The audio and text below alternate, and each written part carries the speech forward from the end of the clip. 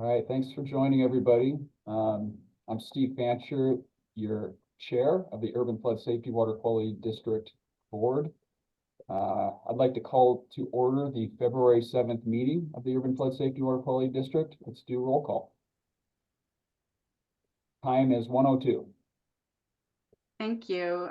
Steve Fancher. Here. Eric Mueller. Here.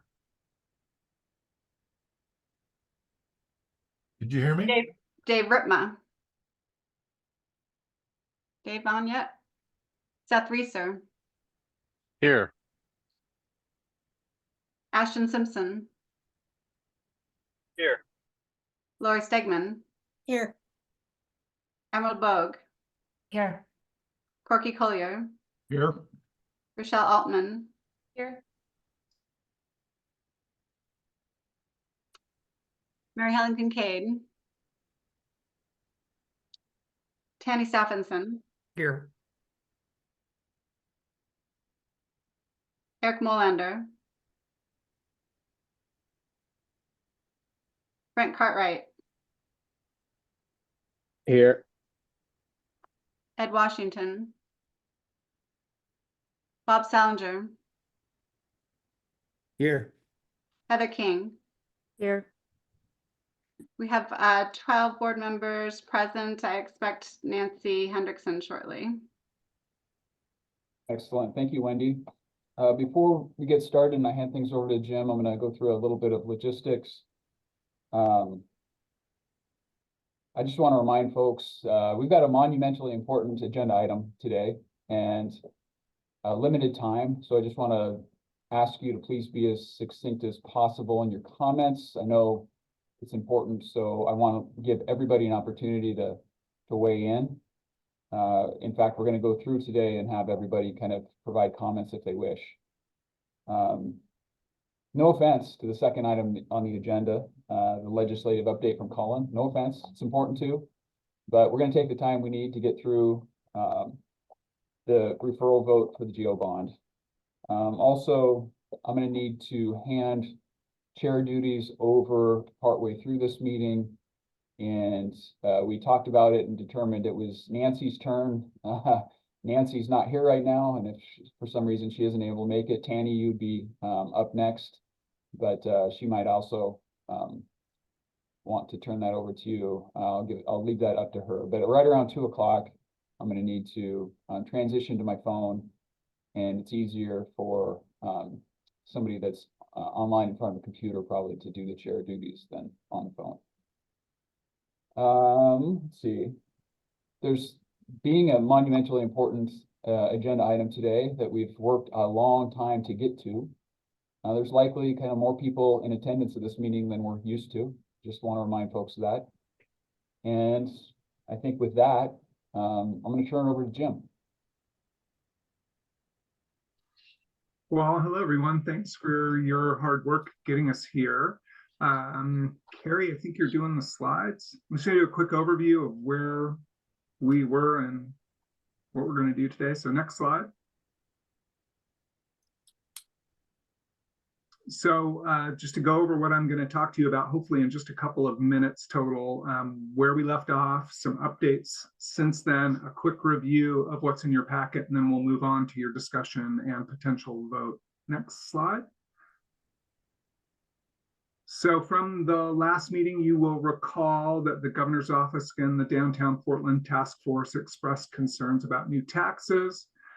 I relayed to you likely opposition at 125 million and potential opposition below 195 million. You gave me some direction to go back and seek 150 million from the chamber and to get additional commitments around securing state funding to represent the change from 195 to 150. Next slide, please. Since then, we have received a letter of support for seeking state funding from the governor, and you have in your packet, and I think we're awaiting just one more signature that's coming, a letter of support to seek 45 million in state funding from all of the cities in the district, the county, metro, and the port. And the Portland Metropolitan Chamber Government Relations Committee voted last week to support a measure that the district might refer if it was at $150 million. They also recommend to their full board that they sign on to the letter and support the effort to seek state funding. The full chamber will receive that recommendation and vote on it tomorrow. The full chamber board must obtain a 2/3 vote to endorse. Staff from the chamber have assured me that the option would be either an endorsement or a neutrality coming out of the chamber's meeting. And then some of you may have seen the Willamette Week article that was published this morning. I do believe that given the nature of your decision and the Willamette Week coverage, that today there may likely be some follow-up reporting, and there may even be some reporters who join in to watch this conversation. So I wanted to share that with you. Next slide. So in your packet, what you have is a revised resolution and ballot title that reflect $150 million referral. You see a new whereas clause and exhibits that reflect the change from 195 and the letters of support for seeking the state funding. Everything else is the same, and it's just a multi-source funding package approach. All the projects are exactly the same as they were before. Nothing's been changed. We also want to share that we are in the midst of discussions with Business Oregon to obtain a possible no or low interest loan to help cover capital costs as we initiate the new district and move forward for a few years. We don't have the details of that worked out, but the state has been very helpful in identifying solutions that would allow us to delay implementation of a new property tax, even after we get potentially voter approval of a bond. The packet does rely on $45 million in state grant funds over the next 10 years or so, and we're going to continue to seek additional funds from grants. Next slide.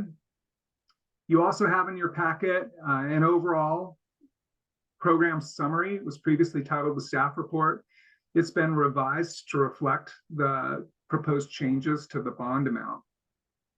And then I think there's not another slide. Maybe there's one more. And so the last piece that I want to share with you is that since yesterday and this morning, we have heard from a couple of board members that they would like some staff support in providing some language for your consideration around an additional amendment that would ensure that the previously identified $27.22 million for floodplain restoration and storage work, again, same projects that were in the $195 million package, that those projects would receive a new whereas clause to protect that money in the event that in the future there's no state revenue. So in other words, that amendment would ensure that no matter what happens in the future, that the district is committed to investing $27.22 million in floodplain restoration and storage. The exact language has been shared with a few folks, so staff have prepared that in case the board wants to consider that amendment. So with that, I'm finished with my update and overview, and I'm happy to turn it back over to you. And I'm also happy to answer any questions any board members may have, but would encourage you to move on to your discussion and vote. Thanks, Jim. And I think we have all 17 members in attendance now, and just doing the math. And again, wanting to give everyone an opportunity. This is an important, monumental point we're at to provide comments if you want. You don't have to, obviously.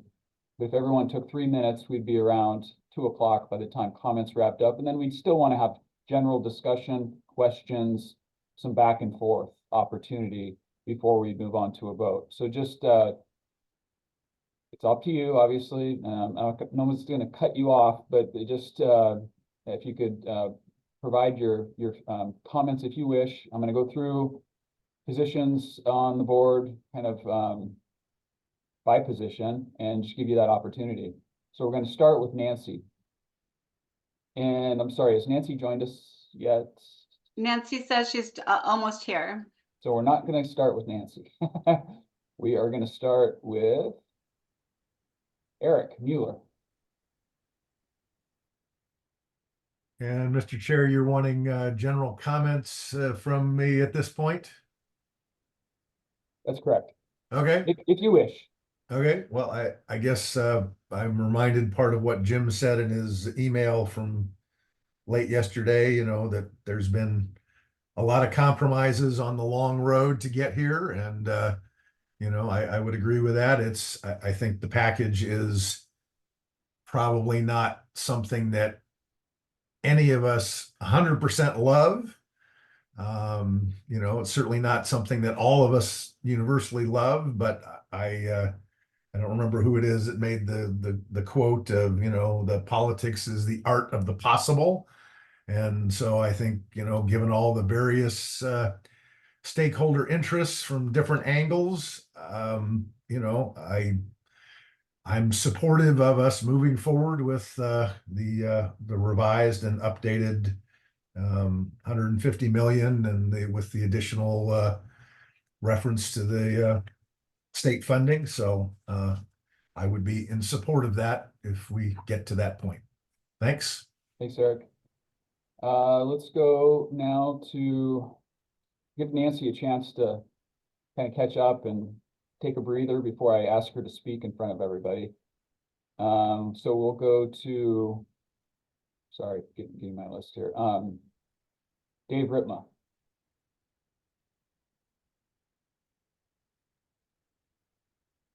You've all heard my piece before, so I have no further comment. Thank you, Dave. We'll go to Seth Reeser. No further comment. Thanks, Seth. Go to Ashton Simpson. Thank you, Steve. Just really quick, I want to thank everybody on this body. I know it was a hard time to get here, but we got here. It's just half the battle because we still got to persuade voters. So it is monumental, but our work isn't finished. I want to thank all the staff as well as all of the consultants that put in on this. I think given the regional significance of this project and the resiliency it will provide for years to come, I'm hopeful and thankful, and I'm positive that voters will support us, and I'm super supportive of the 150 mark with the $45 million ask from the state. Thank you, Ashton. Lori Stegman. Thank you, Steve. I support the 150 and the 45 million from the legislature. I too want to appreciate the hard work of literally a lot of people for maybe even decades. It's certainly, if not years. I know my involvement has been over pretty much the last 7 years, and I know many of you have been working on this issue far longer than that. So this, I know that we have worked so hard that this is not the time for us to fail. We have to push forward.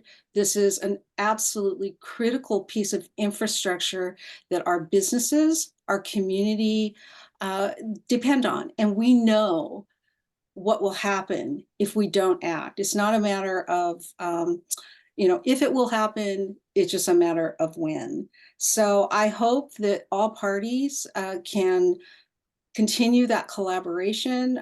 As has been said, nobody got everything that they wanted, and that this really is an exercise in the art of collaboration and having faith in one another, that we are all trying to do the right thing for the most amount of people. I believe in that, and I hope that this board will support this bond going forward. Thank you. Thank you, Lori. Emerald Bogue.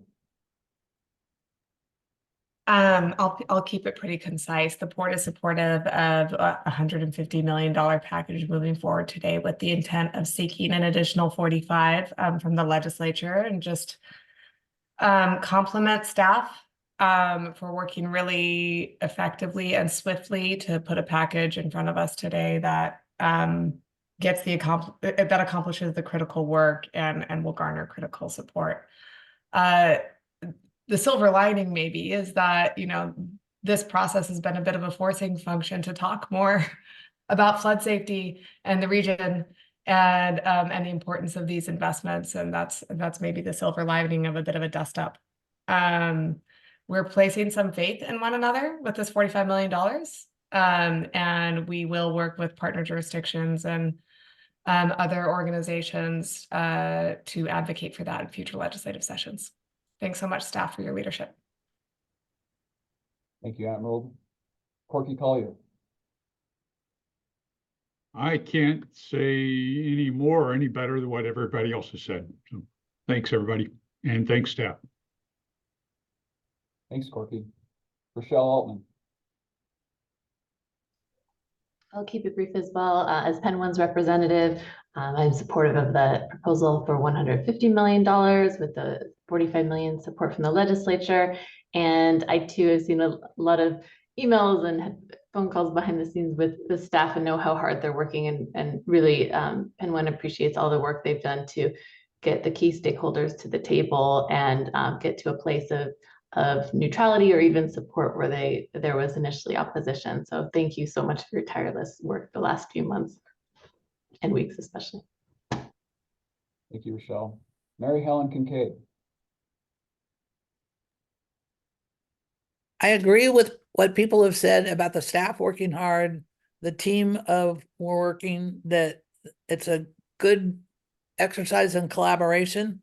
And I'm committed to finding funding to do the things that will keep my neighbors flood safe. I do have some specific questions, so maybe Jim or Colin can weigh in here. But I noticed using the term flood safety district, and then it says in various ways, the flood safety system area. Is that the 4 drainage districts? Is that the urban growth boundary? And if this bond is on the ballot, does the entire, who votes and how do we determine who's voting for it?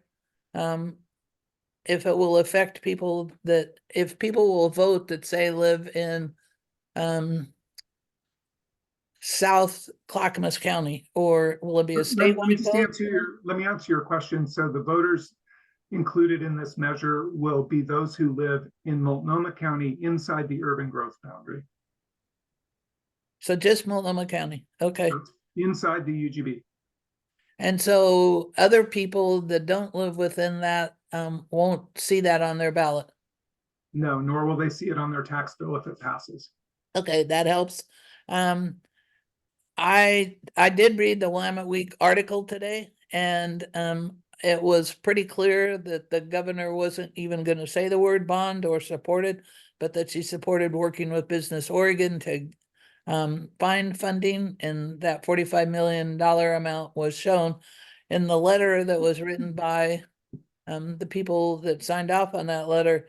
It mentioned neighborhood associations, and I was just curious who was represented as a neighborhood association.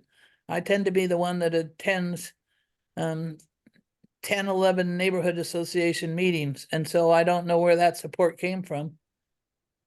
Mary Helen, I think what we're referencing is all of the collaboration through the LRC process that led up to this moment. That was the intent.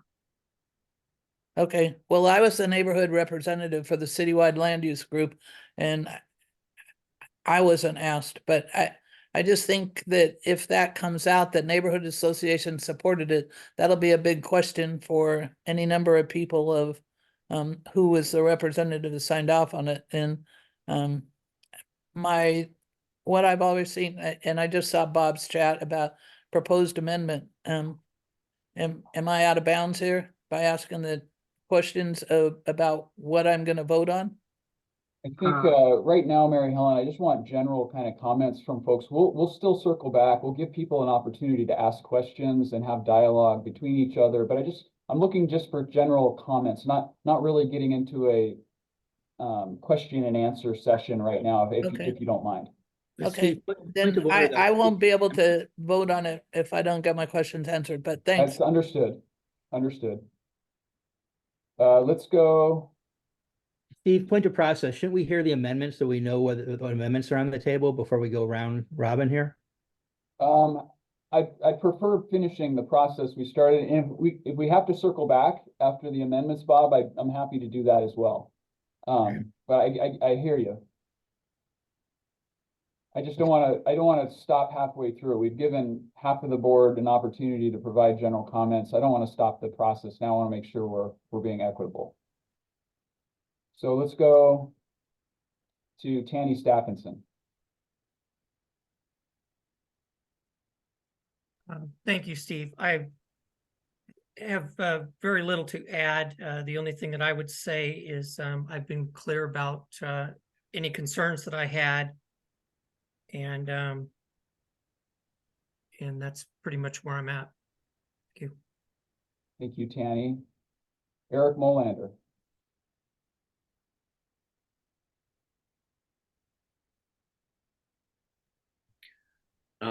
I've got some specific questions that I'll ask at a later date, just so that I can have the answers on record. But I do have a general question as to the process. In the event of significant cost overruns with the PMLS, has the staff prioritized their investments so they can stay within our financial capability? We've developed a strategy that we believe gets us through all of the accreditation projects. We would obviously need to work with the future board if cuts or changes need to be made to get policy direction. So we're prioritizing the accreditation projects and the other statutory projects as outlined in the bond measure, and we'll be working with the oversight committee and future boards to adopt specific CIPs and individual project budgets. So that's where that will happen. Okay, and so from this, looks like you want to add. I just want to add the number that we used for the PMLS local match is what's congressionally called the 902 limit, which is the highest amount that the federal government can ask for us. There's obviously other costs that are locally borne, staff costs, things like that. So we have considered some of those contingencies, but the number does account for that 902 limit. right, and so putting 902 match out of government ease into language that our neighbors can understand is that at this point, the PMLS is budgeted at about 160 million, so that our match of that would be 56 million. In the event that it goes up significantly, let's say to 250 million, would we still only be on the hook for the original budgeted 56 million? There's an overall cap, Colin, I don't know the number, and we've put adequate funding to provide the local match at the maximum amount the federal government is authorized to spend. It can't go over that. So we have adequate funds to meet the local match in this package. Okay, so if in order to meet the PMLS project, it costs not 160 million, but 200 million. There's a cap, Mr. And Moore. what is that number? Colin, what's the number? For our local match, it's about $70 million. Right. So our local match caps out at 70 million, and anything over that would mean that elements of the PMLS project would have to be cut. Not necessarily. There are additional ways of funding it through federal process, but it would be a separate project developed. So there's other ways, and so we accounted for those contingencies. But yeah, it's a number that is definitely higher than what is in the sort of authorized number in Congress. But they allow for that escalation, and we have the adequate match for it. Okay, got it. Thank you. The other questions I'll have for later. Thank you, Eric. Let's go to Brent Cartwright. Hey guys, nothing, no initial comments. I like the updated resolution. I was initially confused by the partner commitment letter. But because ultimately it just seems to me like it's a letter of support from 9 of the initial board of directors of this urban flood safety committee. So I guess the only comment I would have, or supporting a 45 million investment from the legislature, but I guess I would like to see 17 out of 17 sign that as opposed to 9 out of the 17. Just kind of represents the ununification of the board, only asking for 9 of the signatures out of the 17. But Thank that's you, my only Brent. comment. That's on me. We leaned in on the agencies that had lobby presence in the legislature. So my regrets for that. That's a really good point. Appreciate it. Yep. Should be all the people get the say in it as opposed to just the agencies. Thanks, Brett. Heather King. Thanks, Steve. So as the executive director of the Watershed Council that makes up a large portion of the land protected by the levees, I feel that I must be supportive of the measure at 150 million with 45 million from the legislature. And I do want to state that I appreciate both the hard work of the board and the staff of MCDD that got us to this place. However, I also want to state my disappointment. And this was not an easy decision for me to come to, with the backdoor politics from forces outside of the board and MCDD that pushed us back over a month in our process, and that served to silence the work that had been done, that got us to a agreement at $195 million bond. And that I want it stated on the record that we're basically squibbling over pennies and dollars, and kowtowing to the Portland Business Association and the governor's office. I am going to put forward an amendment to make sure that the money that is in there for the environment is guaranteed and will stay and be used for environmental improvements within the watershed.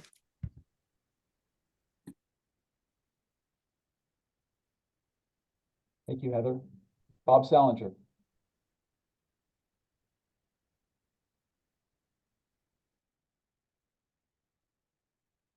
Thanks. I also want to express my appreciation to staff. I'm going to talk for a few minutes. Apologize if I go long. So my perspective is it is deeply unfortunate that we find ourselves in the position we are in today, where literally years of work were upended by a poorly conceived mandate to have no new taxes for the next 3 years. That may have made a good soundbite, but it's terrible public policy, especially when it is done behind closed doors and without any due diligence as to how it will actually affect real communities and real projects. And that is what occurred with the governor's task force. It's particularly troubling that many of the entities sitting at this table who negotiated the $195 million goal were also in those closed door meetings with the governor developing the no new tax mandate. They had to have known that the no new tax mandate would severely undermine and potentially eliminate the district bond measure altogether. It's impossible to reconcile the fact that entities at this table were also at that table. So we're now faced with a 23% last minute reduction in the bond referral. Vague assurances that some parties will help secure the remaining $45 million over the next decade, and potentially the addition of Heather's amendment, which I hope we really do give due consideration to. However, we also know that when the money gets tight, and based on everything we've been told over the last year, the money is going to be very, very tight. We know that the green stuff is the first thing that is engineered out. I do not have confidence based on these last minute cuts, frantic recalculations, and vague assurances that the district will come close to meeting the environmental justice mandates. As Mary Helen noted, the governor won't even mention the bond measure, but we're going to count on her to get us the remaining 45 million. My doubt is further exacerbated by the district's poor track record to date on exactly these issues. This situation is particularly disappointing because the difference between 150 million and 195 million works out to about 62 cents per household per month. Let me just repeat that. We are quibbling over 62 cents per household per month.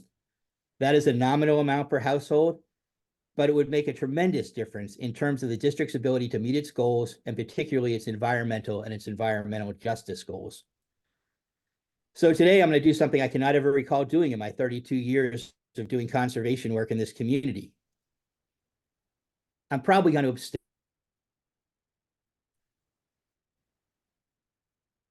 seat on the board. It is my responsibility to tell the community whether or not the work of the district is living up to the environmental mandates that we are required to meet. I do not have confidence in this ballot measure that it does that, and I will not be part of greenwashing it with my vote. The facts are, however, that we are making progress. Painful progress, slow progress, frantic progress over the last couple of days. We're receiving information at the very last minute, and I believe there is still further work that could be done, potentially after the vote, that could resolve some of the outstanding issues that I have, and potentially get me to a yes. After the fact, albeit, but a yes nonetheless. After more than a decade of working on levy-ready efforts, I am not ready to be forced under these conditions to either support or oppose this measure. My hope is that over the next several days, we'll be able to work through some of these issues and I'll be able to actively support, but today is not that day. How should the community interpret an abstention vote from me? I would interpret it as the person holding the environmental seat on the district board is not convinced that the measure will meet the district's legal mandates to integrate nature-based flood strategies and environmental justice into its flood protection efforts. And they can factor that into their decision to support or oppose as they see fit. So I look forward to hearing Heather's amendment. I could move to no if in fact we're not even willing to consider that. That would tell me a lot about this board's commitment to the environmental pieces.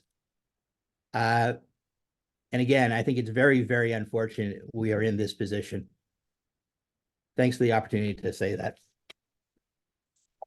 Thank you, Bob. Ed Washington.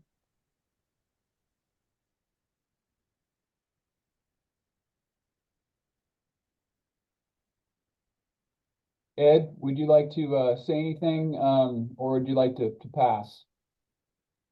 My apologies. I have no comments. Just appreciate all the hard work that everybody has done on this. And in these cases, none of us ever get everything we want, but I like to thank everybody for their work. And that's all I have to say. Thank you, Ed. Let's circle back now to Nancy. Thank you. So I'm going to just play a little bit of catch up. We don't have a motion on the table right now, right? Okay. And Brent was referring to a letter. I didn't see that in my packet. So Jim sent it afterwards. Oh, yes, that's right. Oh, It was in okay. the subsequent email from Wendy. It's the Okay. letter from the cities and the Port and Metro, Nancy, that I think you're aware of. Yeah, I mean, I did see it internally, but I think it didn't come from Wendy. So I'm like searching my email, can't find it. So just checking, talking about the same one. Thank you. Okay. So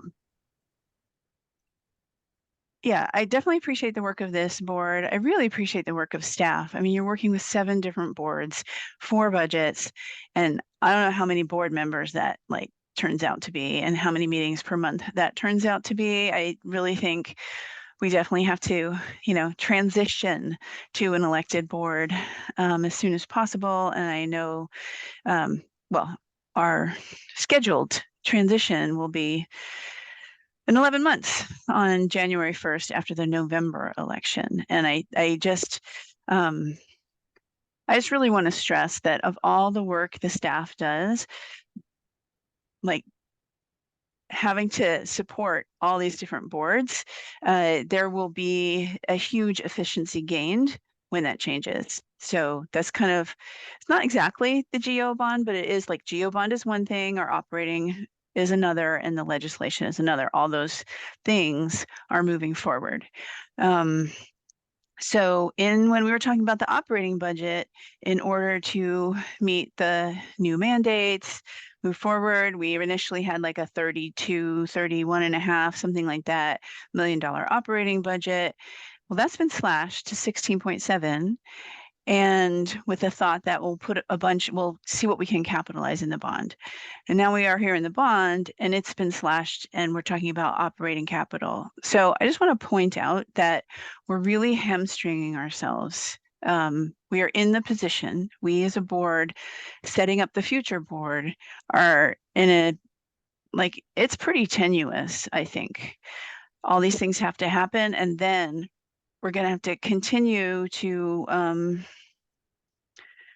probably look for other money sources to be sustainable. And that's another batch of work. Federal money is great. You know, the whole idea of having the urban flood safety water quality district is so we would have more people who are receiving the benefits pay into it.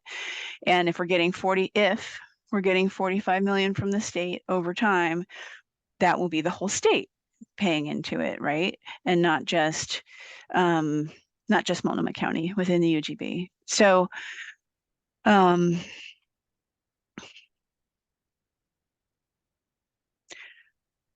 so I have some concerns, obviously.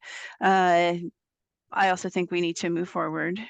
And actually at the last meeting, I thought Ashley Simpson, I really appreciated what you said about sort of last minute changes. You know, really we got to 195, we did all the polling, we did all this work, and then knocking it down. So I appreciate that the state will hopefully make up that difference over time. But I also appreciate that it's tenuous. So I think listening to what's going on, I think the 150 million can go forward. Of course, this is the battle. The war is having it passed by the electorate. I also know that a much bigger one is going by the zoo is also putting out a bond, and somebody else, which are also much, much larger. So ours is probably going to look good in comparison, I assume. And those are, I'm going to carry forward like the operational versus the capital, like cutting both of those budgets it creates difficulties pretty soon down the road, probably in a couple of years. So I'll just put that on the record. Pass to the next. Thank you, Nancy. I think I'm the last one, and I'm just going to echo. I mean, I don't have a lot to add to what was already said. I'll add that Gresham's supportive at 150. I realize it's only maybe 60 cents, as Bob mentioned, per month per community member that pays into this, but the principle of going to those that I think I represent and saying, look, we had an offer on the table for state funding to assist, but we turned that down and we're asking you to pay more. That the principle of that is not something that we can overcome. I think I feel confident at the 150 mark that we can deliver projects. I have a little bit different viewpoint than Nancy on. I don't think the glass is half empty. I think we're creating something that is sustainable and is going to push flood safety for the next 100 years in the region. So I'm happy, I'm proud that we've come together and are making progress and pushing this forward. So I'll leave it at that. And has everyone had a chance to weigh in? I think I hit everybody on the board. So not hearing anything. I'm happy to open it up. If you have critical questions, you need to ask staff at this point to make sure that, yep, Jim, go ahead. Regrets people have been getting contacted by a board member who does have a motion to amend. So I just wanted to let you all know that. So staff may be doing a little bit of help to get the language right. But I wanted to admit that I was working on that while you were talking. So we'll need to make space for you to consider that motion. So there's indication that the proposed language that's in your council packet for moving a resolution forward, we do have interest from at least one board member in making modification to that. So just be aware process-wise as we look to accept a motion, that we're gonna have more discussion about what that might mean. Go ahead, Eric. Thank you very much. I've got a question about the governor's letter of support. And I realize that we have to pass the bond measure this time around or in November in order for us in April of 2025 to certify to FEMA that that we've got the money in hand.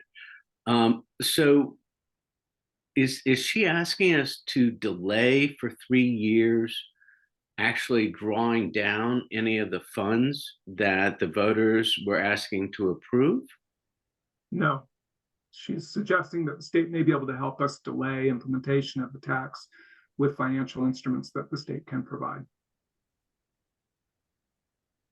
So the answer is yes. She's saying no, it's not. Yes. No, it's not, because what she's saying is for the 3 years that this moratorium is in place, she's committed to raising $45 million of support. The letter speaks for itself. What the state is offering is an initial no cost or low interest loan that would help us get at least a year of operation under our belt. We were already talking about an initial private offering to help with our bond rating. So this is a state instrument coming in to replace what would have been a private offering. We would need to pass the bond before the state can commence that process because we need to have the capability to pay it off. There's no expectation specifically that we would be able to withhold issuing taxes to repay bonds during that entire 3-year period. The goal, if a financial instrument becomes available and is acceptable to the legislature and the others, would be to delay that if we have adequate revenue to keep moving. The acceptance by the voters of the bond alone provides us adequate resources to provide assurances to the core that we can meet our local match commitments. That I understand. Now, from a cash flow perspective, are we going to need $45 million from the state plus the $10 million no or low interest loan? No, we would, the 45 million, it would be, if we're successful, we would take it in over the next 5 biennia or 10 years, beginning in the 25 session. So we won't need that till the out years should the bond measure pass. The separate issue is trying to get us going in that first year with a better bond rating by a separate financial instrument that the state is also working on. And will we have enough? Can you just clarify for me? Just point of order. Hold on, Mary Helen. Let Eric finish up, and we'll get to you. Go ahead and put your hand up, and I'll call on you next. Thank you. So Jim, will we have enough money to be able to do the work required from PMLS and the accreditation, or are we just going to have to push off that work to a later period? If the bond passes, we will have adequate revenue. And your intention is to then draw down bond funds in year 2 and year 3, correct? Assuming that the state can't provide an instrument that allows us to extend the need to draw that down, yes. And Tina supports that, even though it is outside of the moratorium.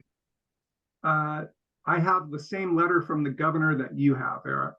And so I think my expectation from the state and every behavior from the state staff and their communications with me about the governor's position is that they are very committed to helping us obtain additional state revenues to round out our package. Thank you. Thanks, Eric. Other questions that are critical to moving this discussion forward? Mary Helen, go ahead. You had a question. I just need to clarify what we're going to vote on, because it wasn't in the packet, but a resolution to, what's the first, to accept the amended ballot title with just 150 instead of 195. But my understanding of reading of the governor's letter is that, and like I said, and Bob and I generally, I shouldn't say generally, we've had our disagreements, but on this one, I'm I was encouraged that he agreed that she didn't mention bond, and there was a very specific reason for that. I don't know if that was explained to everybody, and I'm not gonna second guess, but it's from feedback I've gotten. It said we must not leave funding on the table. Is that $100 million that the Corps has, when we say allocated or appropriated, is that tied at all to the federal budget that has not been passed? So if FEMA / Army Corps of Engineers funding is not allowed and they choose not to give $100 million, is that a possibility? I've not heard that. Mary Helen, the appropriations are controlled by Congress. We have been authorized to obtain up to $100 million, potentially a little more than that. That will require annual appropriations approved by Congress. And that hasn't happened for this year, correct? We are in the current fiscal year, funds have been appropriated, and the Corps is working on design of our projects now. And we should hear whether we're in the president's proposed budget for the next year. We are currently funded for the current fiscal year. But it's the next fiscal year the Congress is still working on. The president has not proposed a budget. So we will receive, pardon my simplicity here, we will receive a check in the mail for X amount of dollars this year, but maybe not next year. We won't receive the check. The Corps of Engineers will receive a check, and we'll be able to partner with us on their share of the project. Okay. Okay, thank you. Again, process-wise, I think you saw in the chat, typically there would be a motion, and then if we're going to amend that emotion, that would come after the motion is made. Just point of process. If anybody is willing, ready to make a motion, I'm ready to accept one.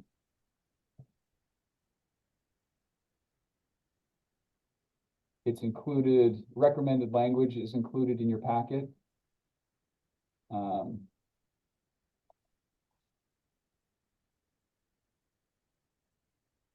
Mr. Chair, I would move to approve Resolution 2024-0201, submitting to the district voters the question of authorizing general obligation bonds in the amount of $150 million as set forth in the ballot title. Thank you, Eric. Second, Stegman. We have a motion on the table from Eric Mueller as stated. We have a second from Lori Stegman.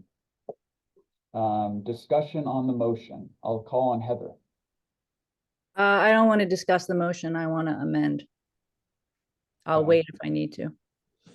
Do we have any other discussion on the motion? I think it's going to be healthiest for the board, Heather, if you propose your amendment and we get to discussion of that amendment. I agree.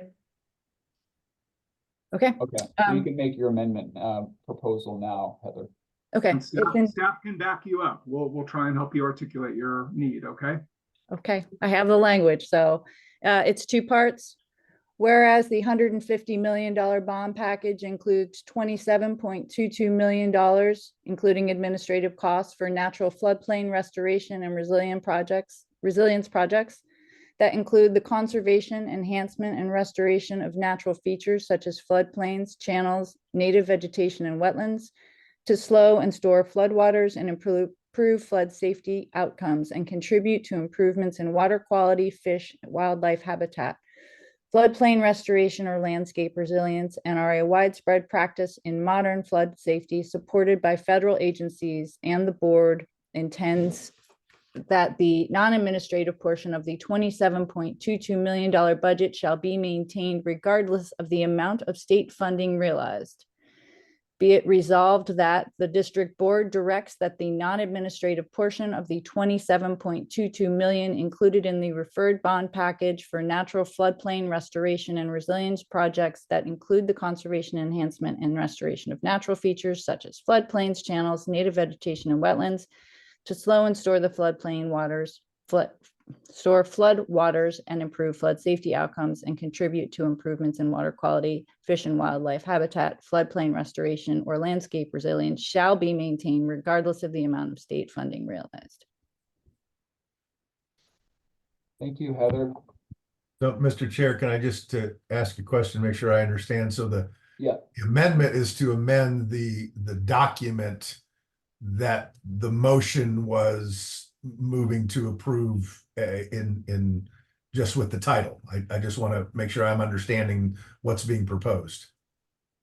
Of order, I will just pipe in, Mr. Chair, if that's please appropriate with do. you.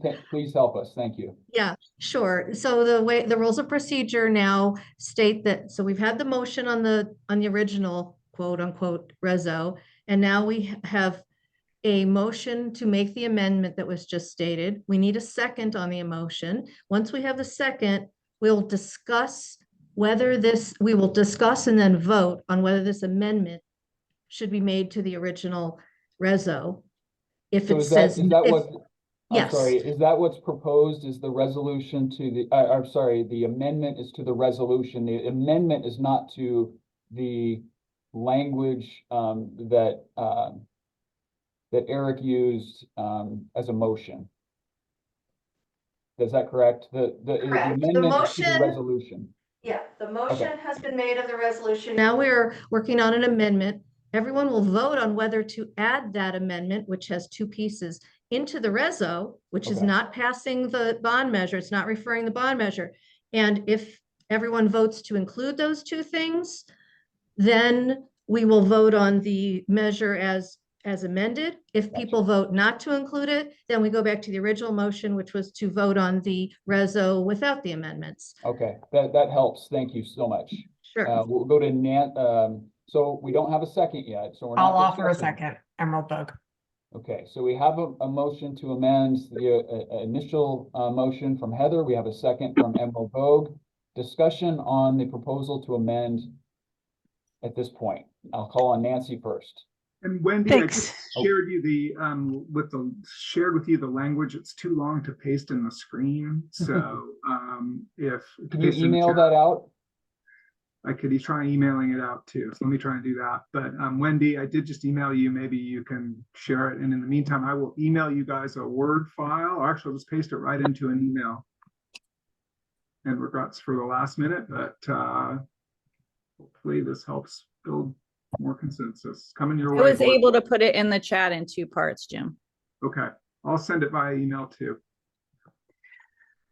Great, thanks. And so just because it's confusing, I'm gonna say that the language of the bond measure and the report that goes along with it, that's not what's changing here. It's just the resolution, and there's a bunch of whereases. Okay, so yes, Well, good.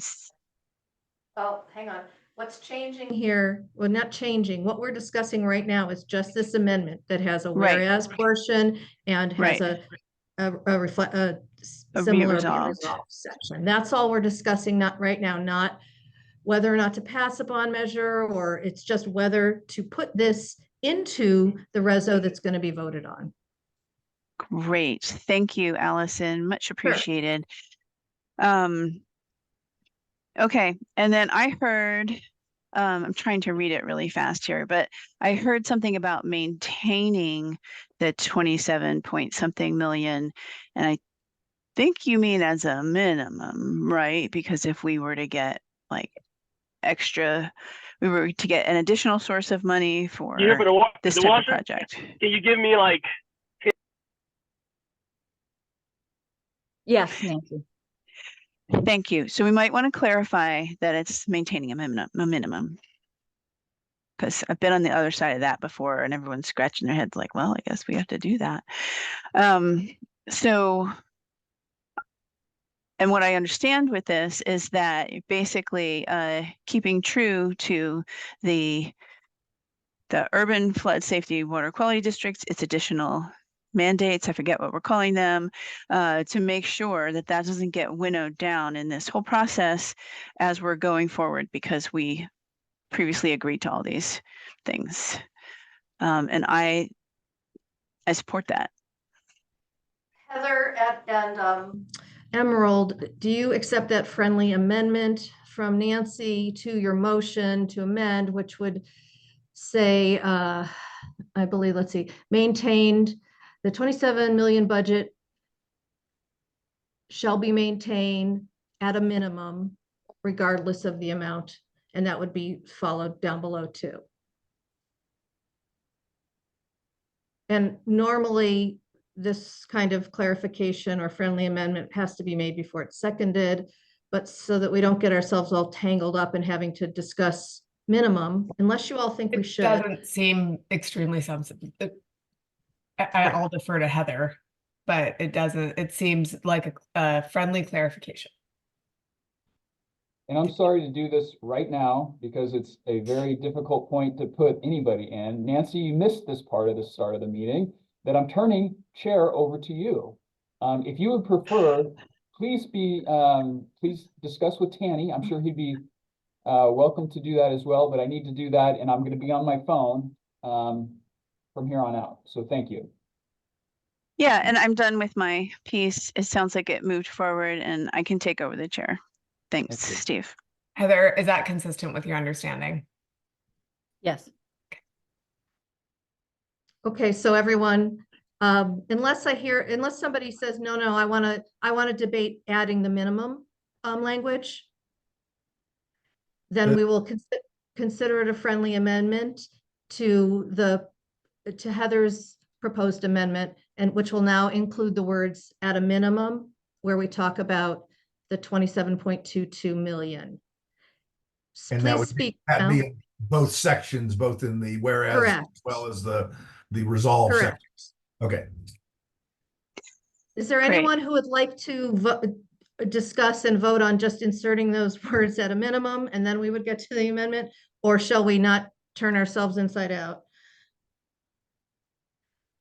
Okay, hearing none, let us now friendly amendment to what you have there in the chat, which will include the words at a minimum before the 27.22. Thanks so much for your help on the procedures, Allison. My pleasure. Next up is Bob, followed by Seth. I have two questions. One is, what does the non-administrative portions of the 27.22 mean exactly? And Lori, you can jump in, but the goal here is it's going to cost us staff time and resources to manage those projects, and we need to retain those if we're going to implement them. Lori, did I get that right? Colin?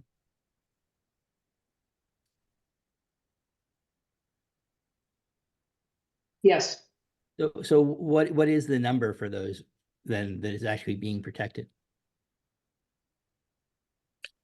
27.22 million. But it says the non-administrative portions, which to me would suggest that it's a subset of that. Lori, can you provide more info here? Or Carrie?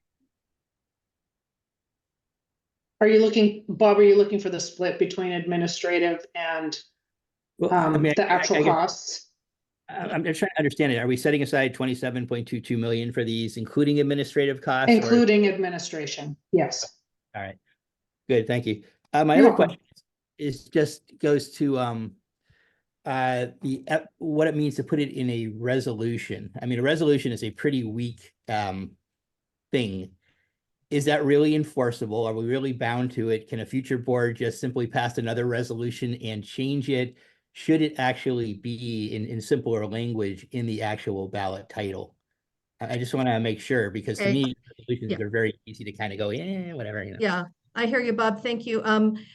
The whereas clauses in a resolution are typically background explaining what all went into it. They have some directive power, but if a future board came in and said, I don't like this one, I guess it's very case specific, but the be it resolved section is the legal portion that is enforceable. And to say adding it to the ballot title is the question, the caption, the question, and the summary, which have the prescribed, number of words. So we can't add it to the ballot title. We could add, if it's an exhibit, I believe it's more enforceable seeing it in the be it resolved. Bob, we may be able to add some language. I just put it in the chat to the explanatory statement where we have a little bit more flexibility in terms of word length and so on. We can certainly do that too. Okay. That answers my questions. Thank you. Great. Thanks, Bob. Seth, you're up. Yeah, this is just some additional clarification on what this actually means. So if, say, for example, we didn't get the federal money or any state money, we've essentially committed to doing this $27 million ahead of all the other capital projects that are out there. And so then, is that correct? Not all the other, because there'd still be additional revenue from the bond. What we're saying is if there are reductions in the future or we don't get any state money, we're committed to spending that amount. So it wouldn't be, we'd spend all the bond money, right? But if we lose the federal match, we're going to have to go back and fundraise. Yeah, and so we're saying we're going to spend 27.2 million regardless. okay, so is there enough money if we allocate that $27 million to do all of the required PMLS project without any state or federal funding? We think at 150 we can get it done if the prices go the way we've forecasted it. And as we described when we told you about the change from 195 to 150, there is a chance with cost overruns and so on that we would need additional either full faith and credit debt or partner support or go back out to the voters for an additional bond. Those are all possibilities. So, but we're saying of the 100, if the bond passes at 150 million, we're spending the 27 on that regardless of what happens with any other funding source. That is correct. That's my understanding of the language. Okay. Then a follow-up question. I know that you know, we've all been working towards a common goal here. Is there will if we add this, will that mean that we can get to a unanimous support from all of the board members or not? I'm not in a position to answer that question. I wish I No, were. and it's not directed towards you. It's more for if this is being proposed as kind of, you know, we are protecting and enshrining environmental stewardship as part of the model, and we're doing that by making this the first priority of all of the capital projects that we've discussed and looked at. Everything else is secondary. Will that be satisfactory in order to get a fully support from anyone who has concerns about this moving forward at the 150? Because if the answer to that is no, then I'm not going to vote for it. If the answer to that is yes, I will. Well, I So think that's the other board members, not necessarily the Jim. Just one clarification. I don't think we're saying it's primary because again, there'll be additional revenue. It's just that we're committing to spending that amount on that project. I don't think there's a primacy issue here. So I did want to check that a little bit. And by primacy, I mean that this $27 million is coming out of the $150 bond. It's not coming out of the state money, and it's not coming out of it's not dependent on any state match. It's not dependent on any federal match. This comes out of what we are raising from the general obligation bonds. Okay, great. So, Bob, you've got your hand up. Well, I figured I'd answer the question because I think it's directed at me. Thank you. The answer is what I gave earlier, which is it gets me to neutral. And the reason for that is that I think it's very easy to manipulate those dollars. If things get tight, a lot of different things will get defined as an environmental project. We've seen that before. I've had discussions with folks about this already. It can get really manipulated, and we are very, very worried about that last 45. The reason I felt comfortable supporting this was because there was enough money in there overall that I thought we would get to the environmental stuff. This is a poor substitute for that. And I don't think we have any assurances at the governor's office that we're really going to get support on this. If you read her letter, it's pretty vague and weak. So this gets us to neutral. I want to have further conversations with a variety of folks. I've talked to Jim about that. This gets us to neutral, and hopefully we get to yes in the next couple of days. But we need to hear more. We didn't hear from the governor until late last night, and we haven't heard from the PBA yet either. And so we're taking a lot on faith here. So it gets me to neutral, and hopefully it'll work toward getting toward yes. I've been at this for since the inception. My goal is to get to yes, but we had the rug pulled out from under us, despite all the happy talk earlier in this meeting. And Corky, you're up. Question for staff, and really Lori specifically. I hate to put you on the spot, but when you look at the amendment, do you see this as having, I don't see a particular increase in cost, but I'd like your thoughts on it. Do you see a significant increase in cost, or most importantly, do you see, does this limit our financial tools in a way that makes you uncomfortable? Can you explain your question about, are you wanting me to project whether costs are going to go up? Because I can't answer that question. No. I'm just, when you see this amendment, it does, anytime you put an additional restriction on the way money's spent, then you're sort of tying your hands behind your back to some degree. I don't think there's a problem here. I don't see a problem, but I'd love your thoughts on that.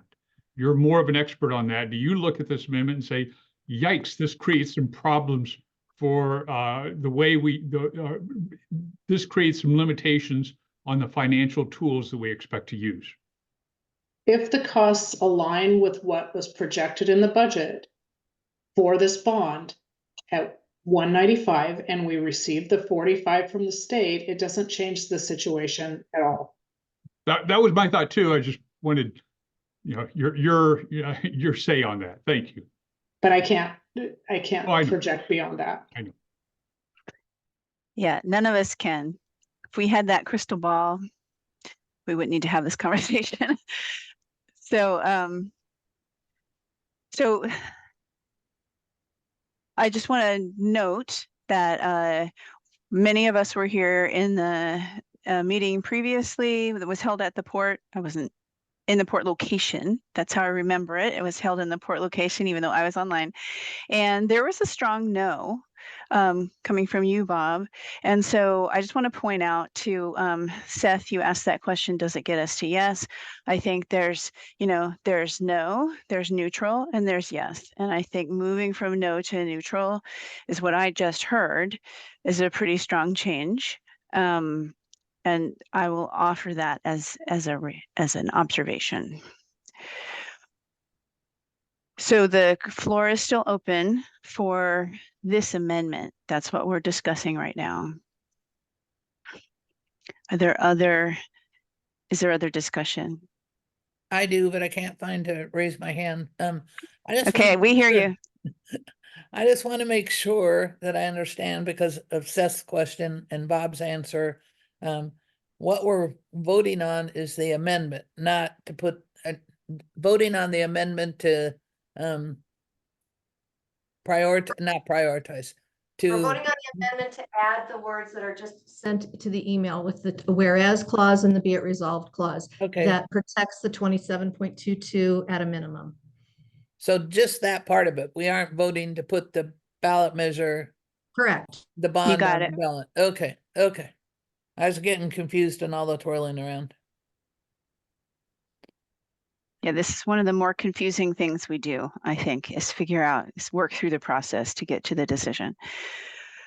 One other legal sort of question for the legal people or the legal counsel is this I've not ever seen this. It's like you vote on an amended motion, but we're just voting on the amendment. If someone else wanted to make an amendment to say we should make certain that money is used to benefit the underrepresented communities or for low income, any kind of thing, those are things that I've championed, because I don't see that this bond measure benefits anyone with a limited income. And so I'm not going to make an amendment because I don't even have the wherewithal to do it. But it is, at some point, can somebody come along and amend what we just voted or add another amendment? Sure, I'll address that. Yes, that sort of amendment that you just described would be non-germane to the current amendment on the board right now, which is about the 27.22. So we would have to complete this vote. And once it's decided whether or not this language goes into the reso, then someone could propose some different amendment. And if there was a second, then that would be handled just like this one is. Ultimately, when we're done with amendments and we count up whether they've been voted in or out of the underlying reso, when there's no more amendments, you vote on the underlying reso. Okay, thank you. Okay, Bob, your hand is up. Thanks.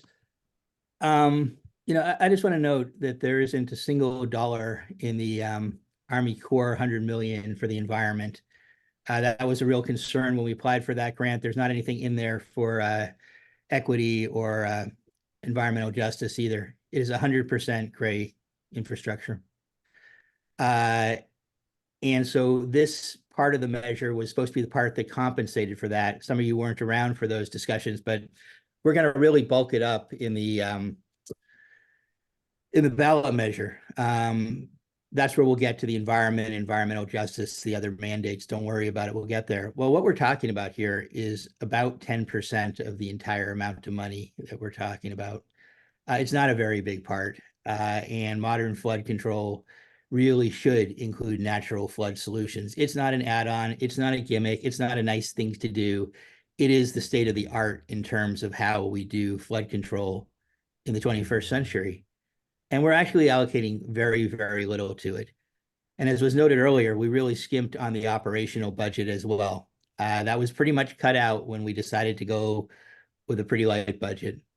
And so I don't think it is a whole lot to ask that about 10% of the total measure go to natural solutions, which are part and parcel of modern flood control.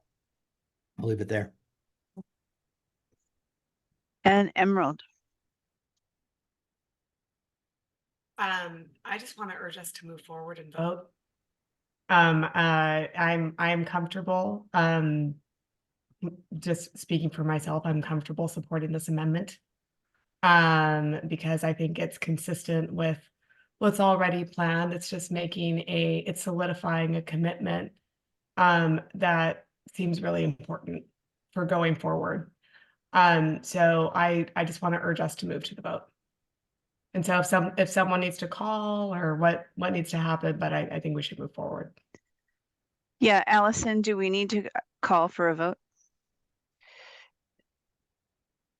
Or can normally, I mean, it's most polite to let folks speak if they want to speak, but someone could move to end discussion and to go ahead and vote. But I think it's probably safest to say if anyone needs to speak, feels that they need to speak on this proposed amendment, that they should, or if they're comfortable voting now, then no more discussion, we'll vote on this amendment. There will be another opportunity to speak on the underlying reso when we vote on that. Great. Yeah. Great. So I think I heard that from Emerald. And so I'll ask one more. Oh, got a thumbs up, seeing some nods. All right. So, okay, so then let's go ahead and vote. Wendy, will you do a roll call vote, please? Yes. On the amendment, how do you vote, Nancy Hendrickson? I vote aye. Steve Fancher, are you on the phone? Yeah, I'll vote aye. Eric Mueller. Aye. Dave Ritma. Yes. Seth Reeser. Yes. Ashton Simpson. Aye. Lori Stegman. Aye. Emerald Bogue.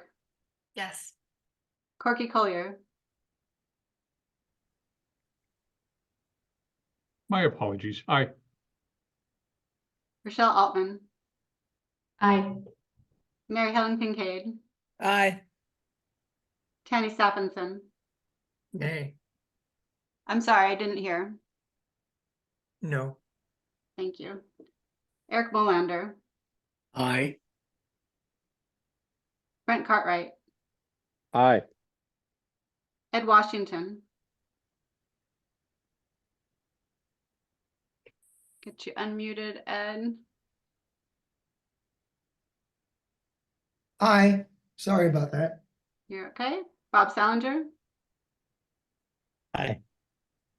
Heather King. Aye. We have 16 ayes, 1 No.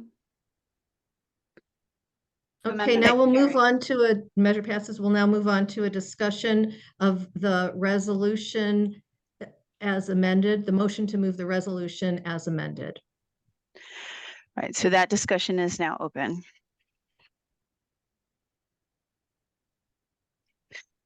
And as a reminder, so this is our amended resolution to refer the measure to the ballot.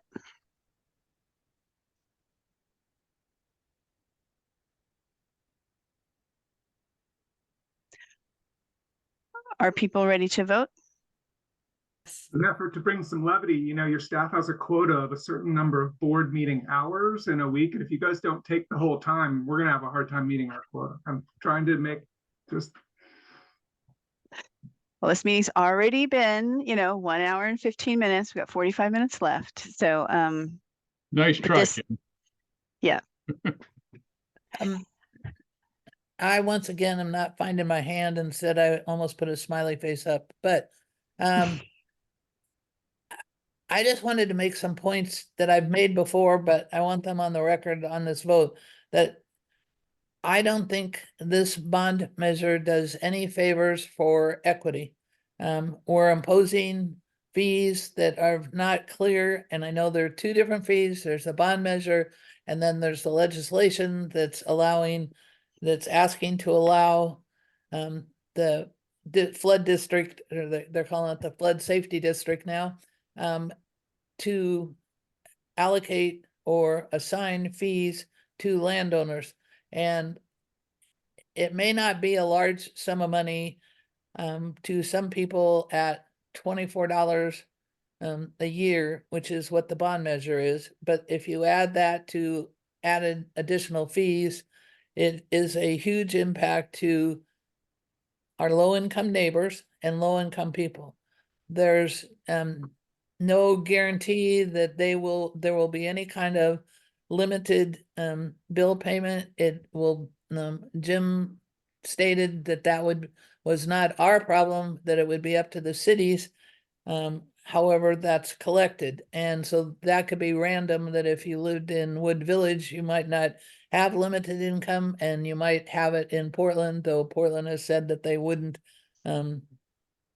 instigate that on this fee. So there's a real disconnect between us saying that we're going to have equity in all we do, and then we're charging people money that could cause them to become homeless or go without meals or other things that are happening. I do a lot of work with homeless people, and that's a really big problem with them. More money and probably beyond most of us is that $24 is a lot of money, but it's a lot of money to somebody that has next to none and works 2 jobs. The Willamette Week article, I realize it's a newspaper. Sophie Peels is always very accurate in her reporting, and I was surprised to learn that even she mentioned that the word bond was absent from the governor's support letter. The Portland Business Association, where it's called Greater Economic, they voted 19-4 in favor of the bond, but they were going to withhold a full vote of the chamber until this meeting happened. And so it's not that we have their support, but if this goes to the bond measure, if this goes to the ballot, then we're going to be pushed up against bond measures that Metro and PBOT and the Portland Housing Authority is going to go ahead and put on the ballot. I understand that the chamber's meeting's tomorrow, but if you read, and all I had was Sophie's article to read, was that they were postponing their vote until the results of this meeting and how we voted. I can't support something that doesn't support equity. I think that, the reference to there was a soft support, and that was in September of 2023. So that was before the governor's decree of no new taxes in 3 years. And I think that if we postpone putting it on the ballot, we'd have a better chance of getting. I'm fully supportive of doing this project. I wouldn't have put in, like everyone said, 10 or 12 years with Levy Ready Columbia, neighborhood work, all of those things to get here. And I want to make it as safe as possible. In the letter of support from the group of people that were listed as signers, it refers to past levy failures, well, and of significance, and that was Vanport, and probably reference to Vanport, and that was not a levy failure. That was a railroad embankment failure, and that was on property of Burlington Northern. We at one time, and Colin will have to, I don't think I still have the stuff, but we were in trading information with Warren Buffett and the then director of Burlington Northern, Carl Ice, who's now retired, and the woman taking his place, Katie Farmer, went through his files and sent me an email and said, how are you doing on this project? So I think that we have other options. And when you say other options for funding, maybe this could come after, it could be the additional funding. But I think to do this and spend all the money it'll take to put a ballot on a bond measure on the ballot is, it's gonna, if it doesn't pass, then we just have to spend all that money again to try to get more money. So for that reason, I'm not going to be able to support putting the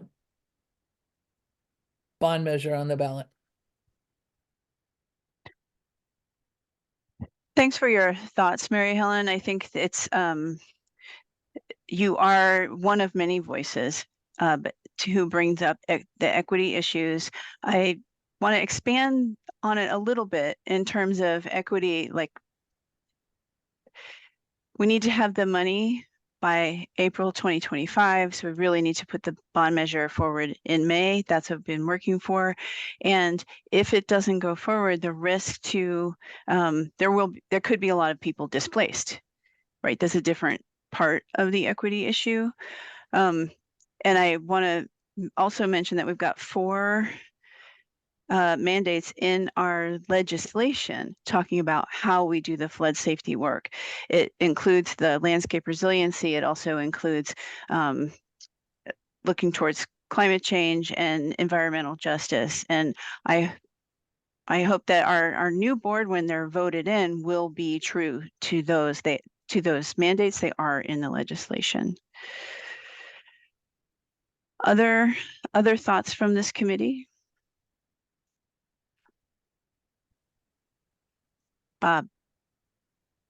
Yeah, I mean, I'll just say that I think Mary Helen actually makes a very good point, which, and it's kind of why I think that 45 million becomes so important. There is not much or anything in here for equity, and the only way we get there, the only way we hire women and minority contractors and do that extra work, really should be fundamental work, but it takes more money, it takes more energy, it takes more resources, is if we really have enough money in the buckets to do it. Otherwise, again, that's the stuff that gets totally engineered out. And that for me is why I sit at neutral as well, is that I think we need to push the governor harder to come forward and say she's truly committed. I think we need to push the PBA as well, make sure they really do come on board and they really do commit. And I hope we can get there in the next several days to actually get some firmer commitments out of them. Anyways, I'll stop there. Thank you. And Corky. Yeah, my only real concern over the amendment was what I think what Mary Helen was pointing out. You know, there's nothing about environmental enhancement. I don't believe there's anything about environmental enhancement that's more important than environmental justice, or nothing about environmental justice that's more important than equity. These are all important things, and so it bothers me a little bit that we're putting an amendment in there to focus on one. But hearing Bob's comments, you know, makes me feel much better. Bob, well said. Thank you very much. I appreciate that.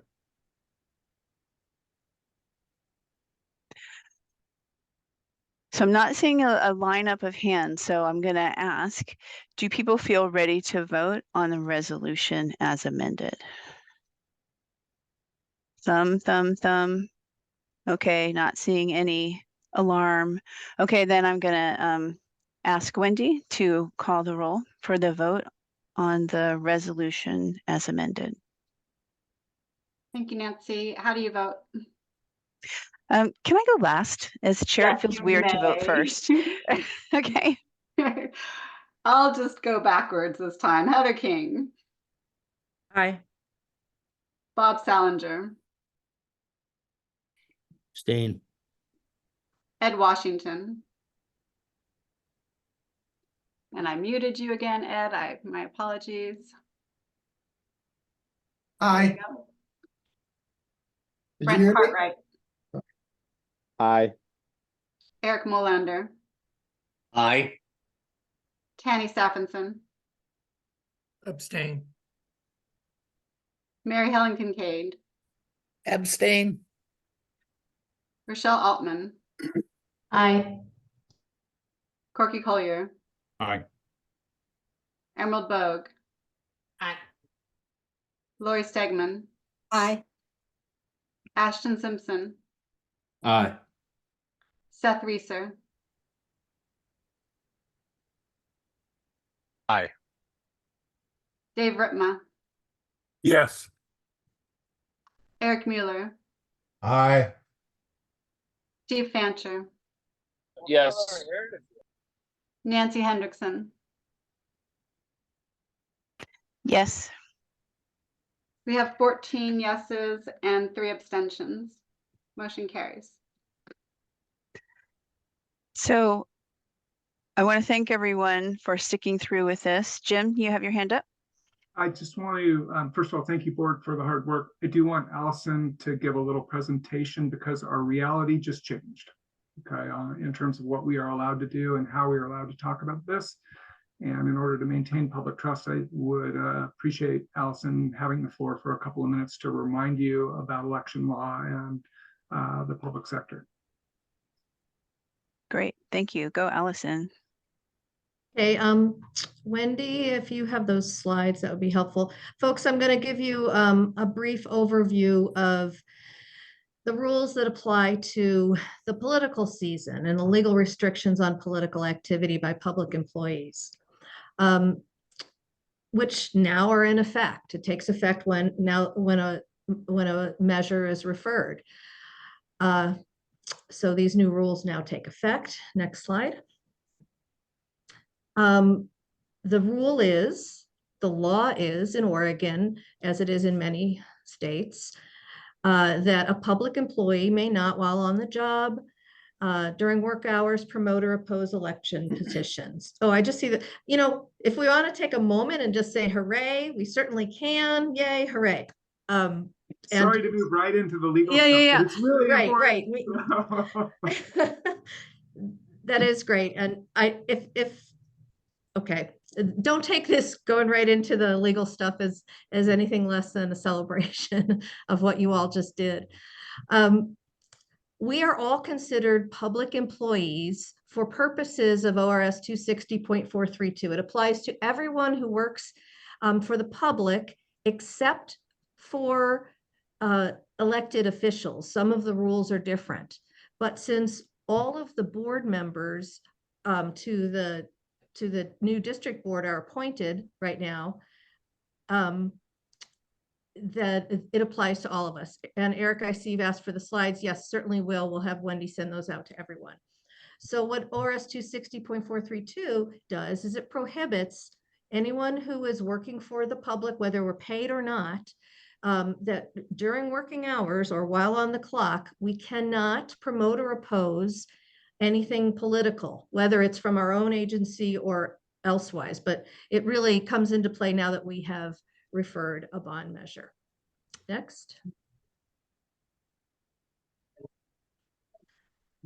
As I said, this law applies to all appointed board and commission members when you're acting in your official capacity. I've written, just as an aside, I've written a memo that basically goes over all of this in a little more detail. You should have just received that. It also, my memo also links to a Secretary of State manual, which is also governing law.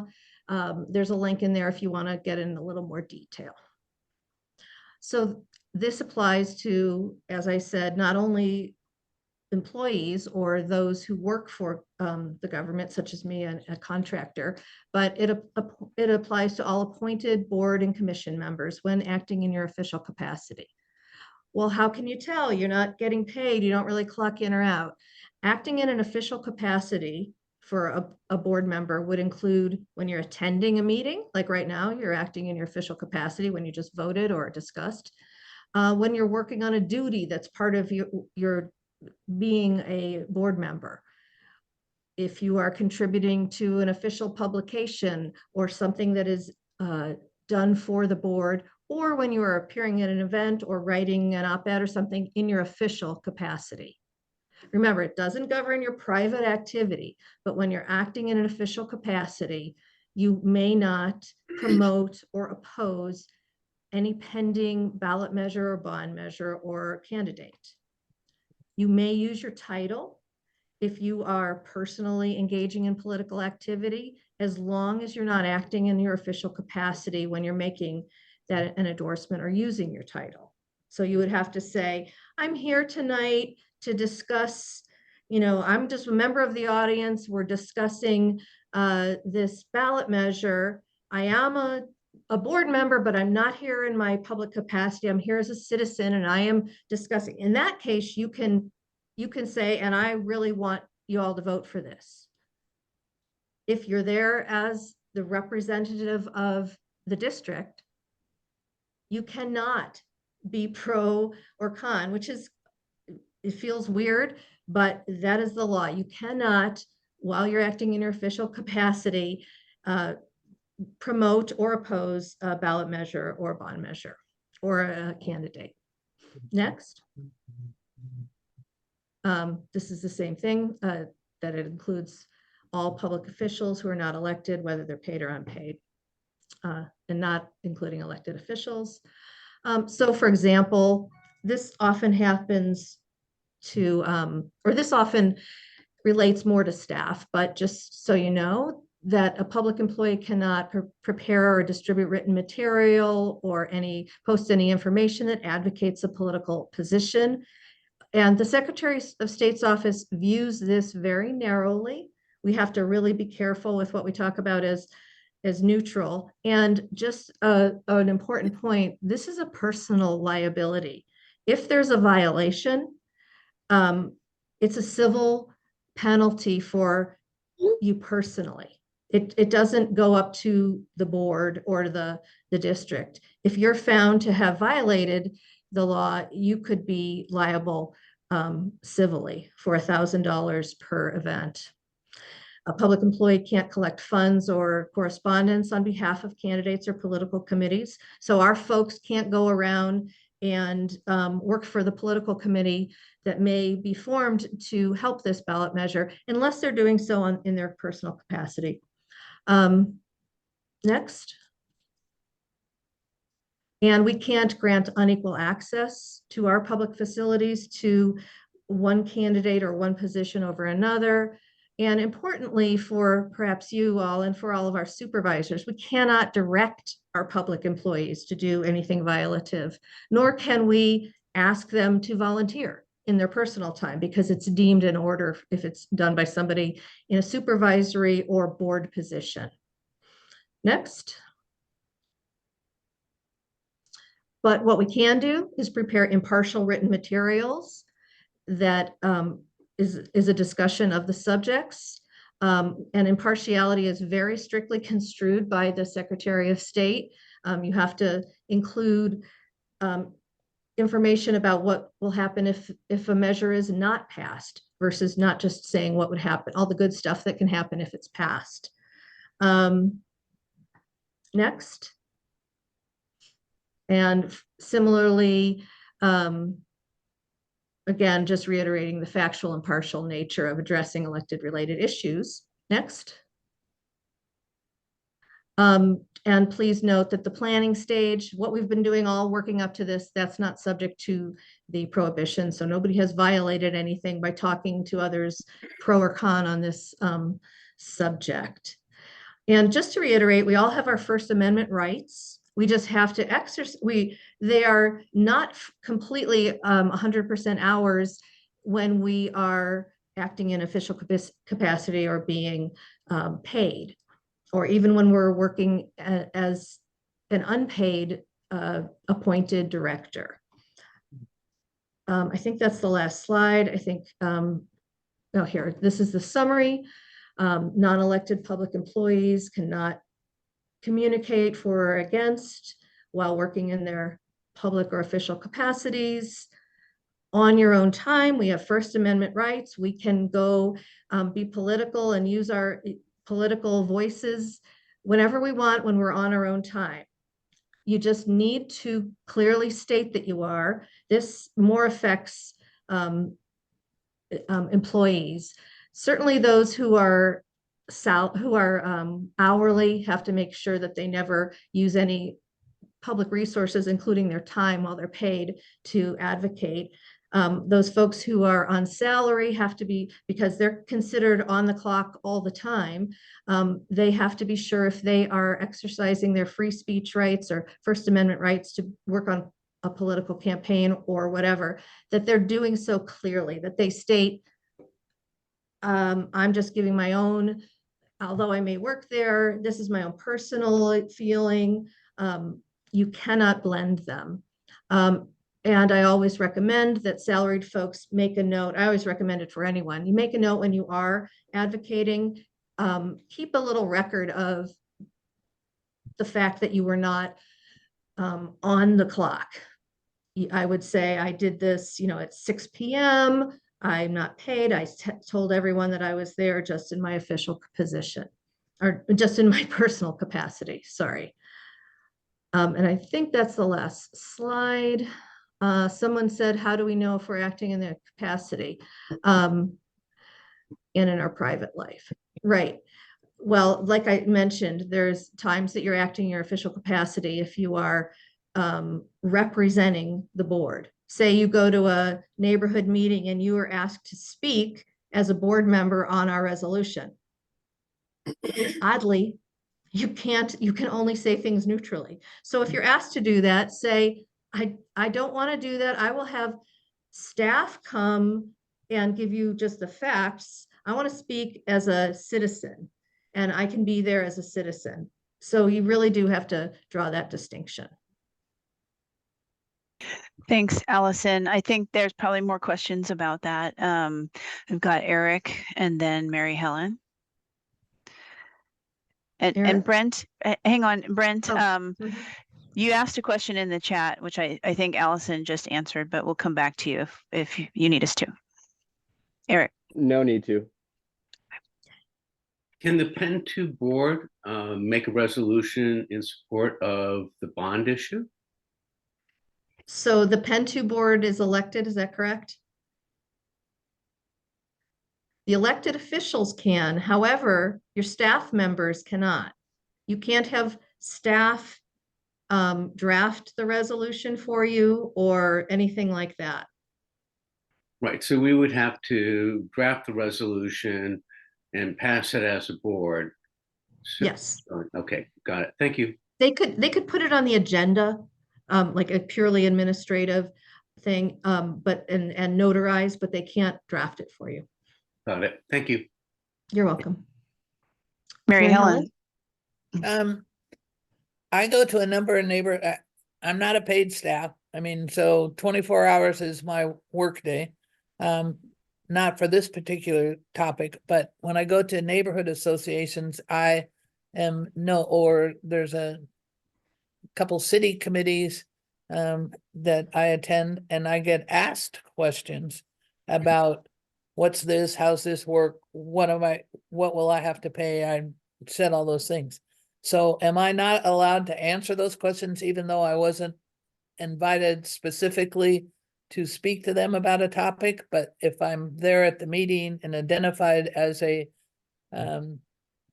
flood safety Yeah, Remember, it's a good question. It's a little, it is gray. I think what you would do there in that case would say, I am prohibited by law to answer that as a board member, but I can tell you my personal feeling about it and what I know personally. That's what you would say. I'm not acting in my official capacity here. I'm not acting as a public member of the public sector or of the board. I'm going to tell you what I feel as a personal opinion. okay, that helps because they wouldn't believe me if I said I didn't have an opinion. So Right. thank you.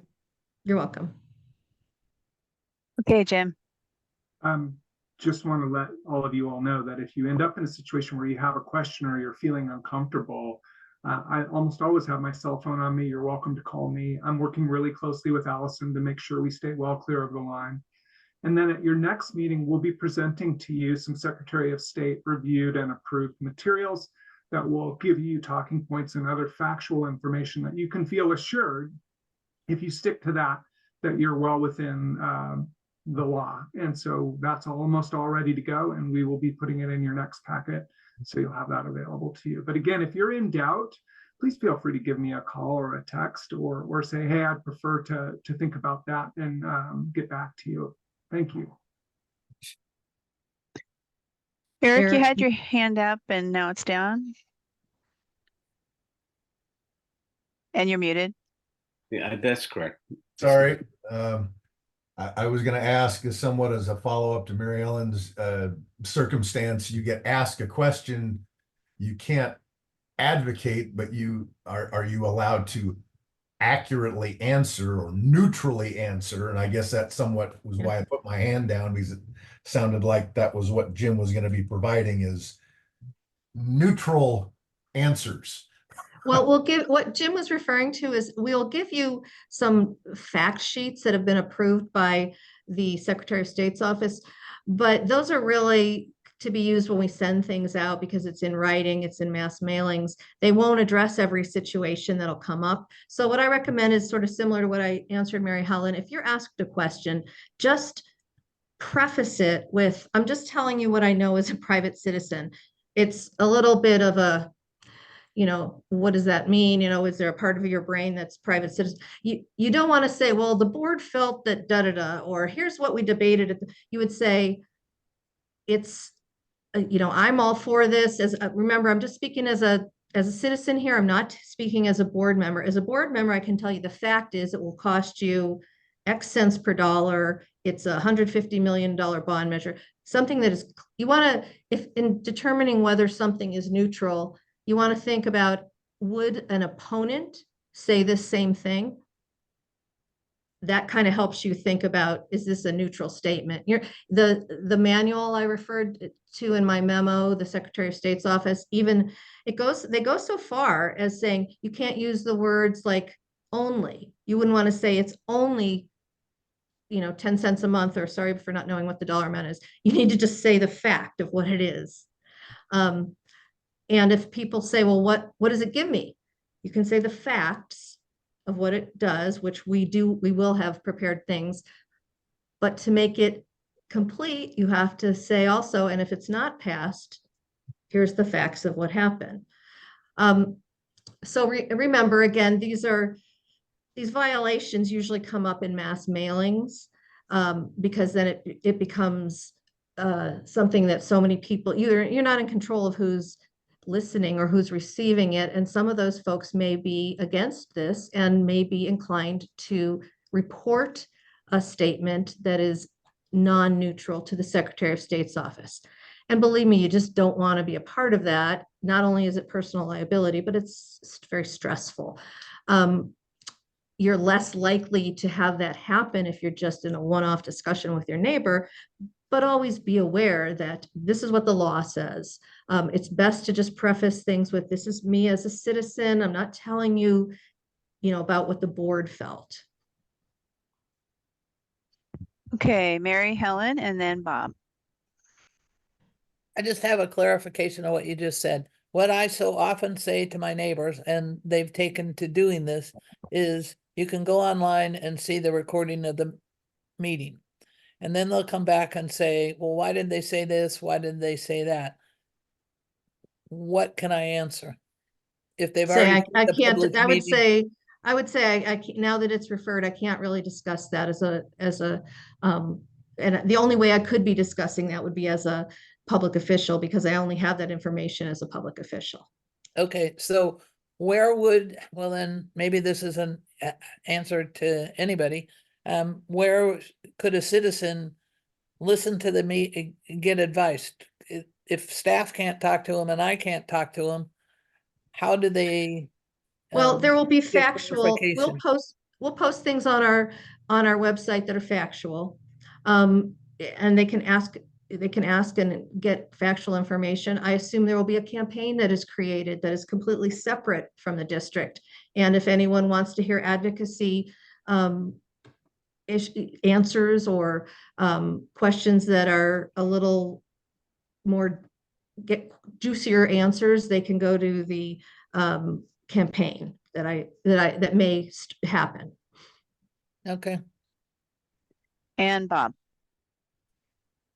Well, I guess my question there on the campaign is campaigns don't just happen. So how do we start to get our head around that piece of it? But another question is just if I wanted to send out an action alert from Willamette Riverkeeper, for example, in my capacity as conservation director there to support the ballot measure, do I have to do anything different than I would do normally?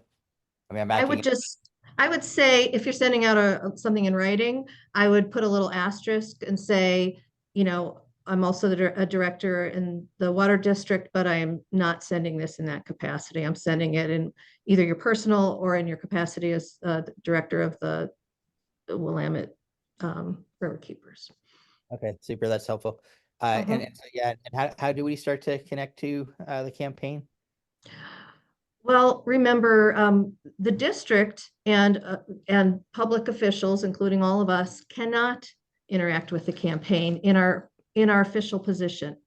But as a private citizen, you can, and any private citizen can on their own time do whatever they want. They can join political campaigns, including one that may be related to this measure, just cannot use your official capacity. So you wouldn't want to say, I'll get that information from Jim the next time I ask him, or, you know, anything like that. You have to just act truly as a citizen. Thank you. Does that help? Yep. Okay, so I want to point out that we do have one more agenda item. And if you have more questions, I don't see any other hands up right now, but if you have more questions, you heard Jim say, call me. I know Jim, you've been through this many times. So with that, I want to pivot to the legislative update from Colin.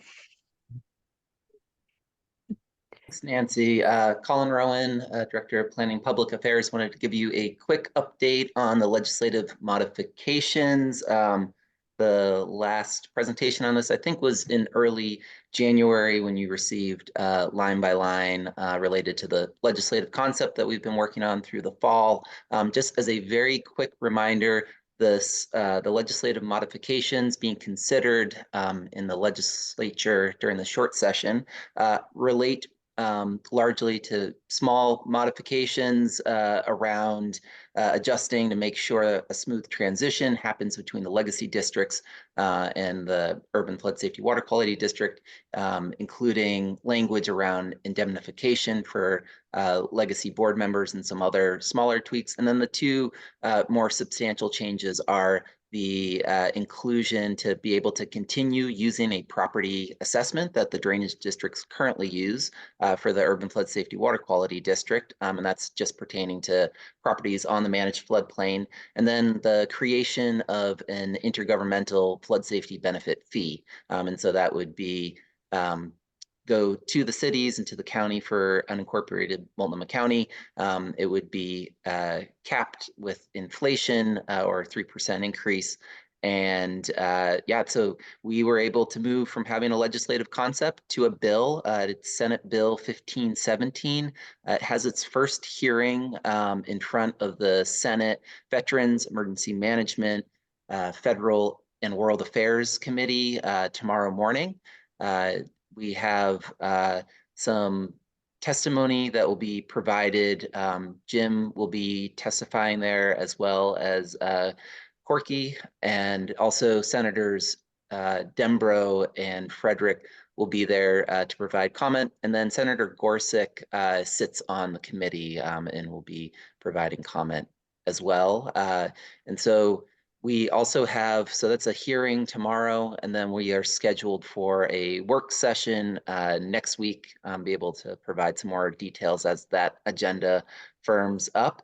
Right now, this is a very, the short session is a very fast moving session. So we'll be fielding any questions that come from the different levels of review that this has, and looking to have this move forward by the end of the legislative session, which is in mid March. So it's about a 6-week session in total. So very fast.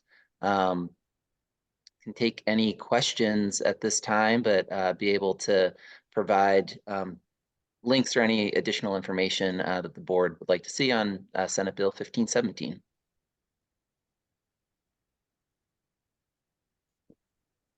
Thanks for keeping us updated, Colin. Things are starting to move, and just remind the board, you know, we've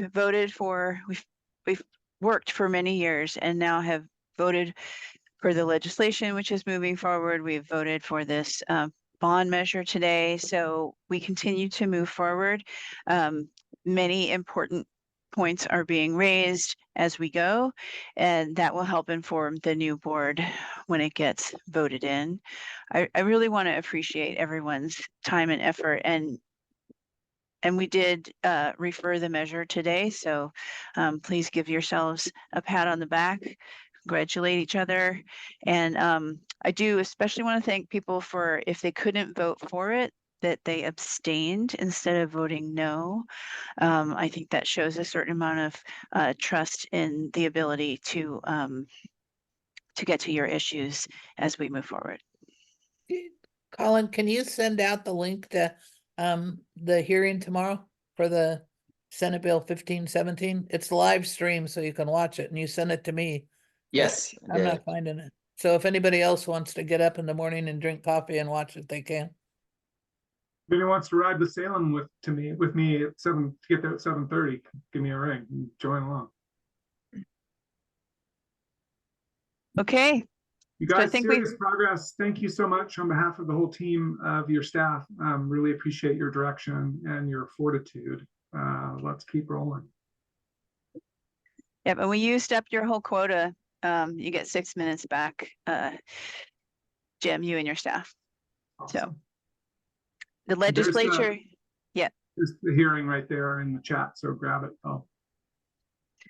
Okay, so I'm going to call this meeting adjourned. So congratulations and thank you so much, everybody. Bye, everyone.